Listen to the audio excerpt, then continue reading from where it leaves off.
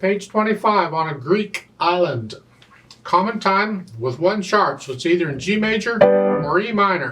Oh, let's take a look. The last line, the whole last line. This sounds E minor to me. I'm going to guess that's what it is. Let's first get the notes in the rhythm and the fingering. The right hand, just play everything connected here. At the beginning, 1 and 2 and 1 and 4 and. So we're in this position for the most part, but occasionally you have to cross over and catch the F sharp with the hand. You're not changing positions, you're just crossing over for that one note. That's all. Second line, 1 and 2, 3, 4, and 1 and 2 and 3 and 4, 1 and 4 and 1. And then that G is tied forever. If you look at it, it goes all the way across the next line from then on. So it's 4.5 measures. It's okay, the left hand will keep you entertained. Not a problem. Then in the last line, 1 and 2 and 3 and 4. See, here we're here. It's a little weird. That's what it is. And that's really what it is until the last measure. You have a G and a B with an 8VA over them. You're going to come up here for the last bit. The half note is played by the left hand. Don't worry about that. Actually, let's do the left hand now. Okay, you can worry about it now. E and B. Just connect it. All I'm doing is just transferring away. You do that for a couple measures, and then we do the flats. You can do thumb or second finger, either one, doesn't matter because you're all on black keys. You don't have to. Then the next line you're going back to the white keys and then the black keys. That's really all you do until you get to the end. The last two measures, it's here 1 and here, and then the right hand does its thing, and then the left hand crosses over to play that half note F sharp. Remember the F sharp in the key signature? It's an F sharp. Put the hands together. Again, play it all legato for now.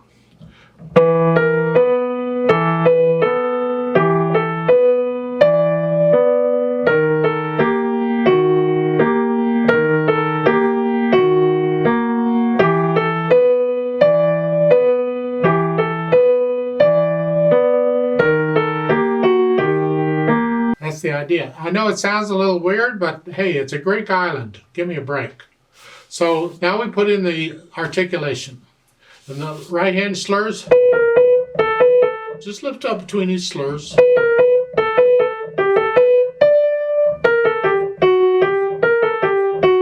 And again, I'm not playing the last note of the slur really short. I'm just lifting up, is all. The left hand is staccato. Nice light wrist staccato here.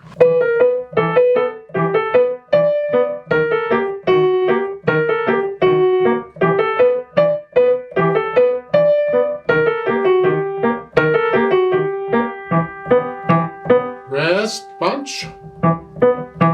Rest some more, staccato.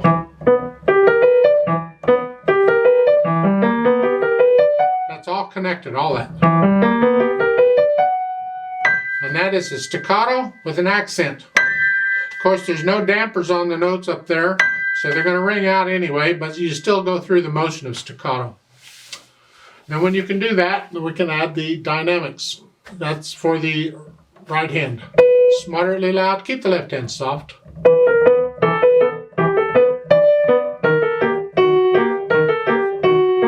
And you're staying pretty much moderately loud for the first two lines. Now you're not going to play them all exactly moderately loud. You can get a little louder and softer once you get to know the piece and you speed it up to where it goes.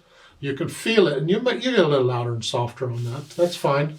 But then in the third line, well, you've already played this moderately loud. You're done there. You can't do anything with the right hand. It's the left hand that's moderately soft. Really, we want to hear this G throughout the whole thing. So you have to, even the second time on the third measure there, in the, well, it's measure 11, I suggest you go down to very soft here. Because I still want to hear the G. All the way through all of that going on, I want to hear that. And then again, softer. And now we're very soft for the last line. Both hands.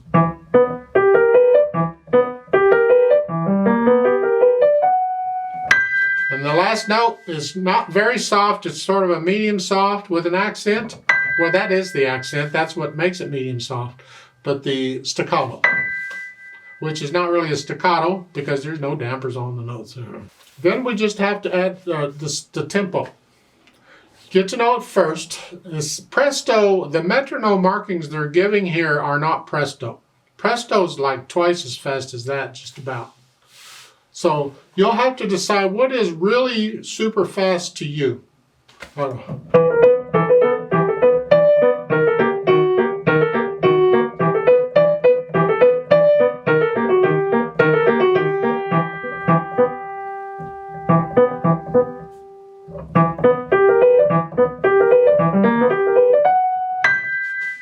That's to me. Now you have to take it your super fast. You can use the metronome markings as a guide, but only as a guide. Get to know it and get to feel in this. What do you feel? What is it? To me, that's more like a allegretto feel in it.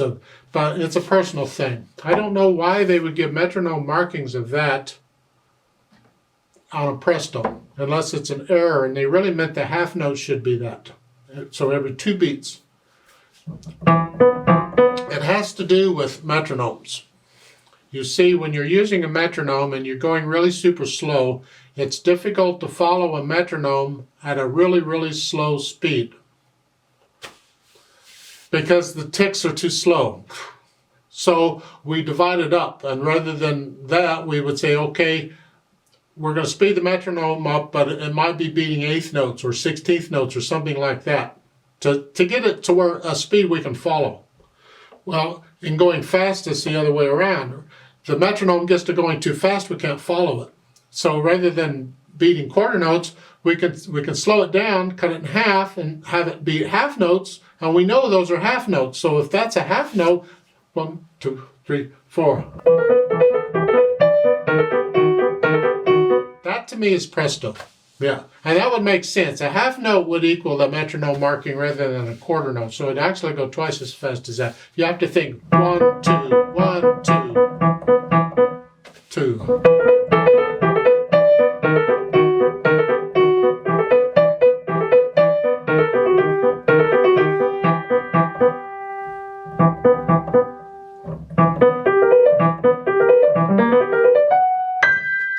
However, if that's really how fast it goes, I don't believe it belongs in this book because that's a little more advanced than where you are right now.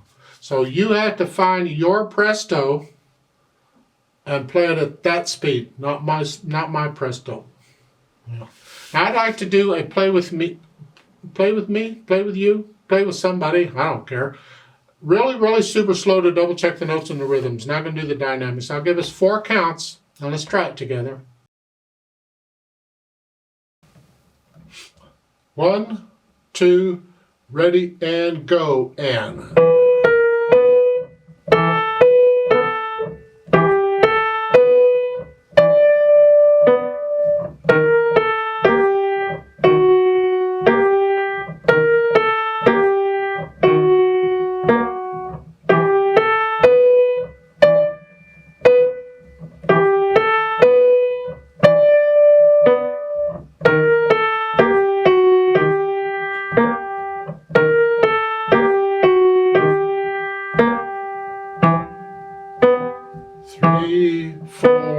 Rest, 2, 3, 4.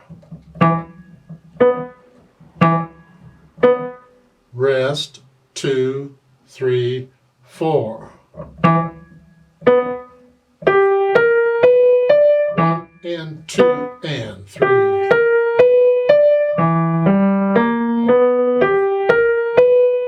1, 2, 3, rest.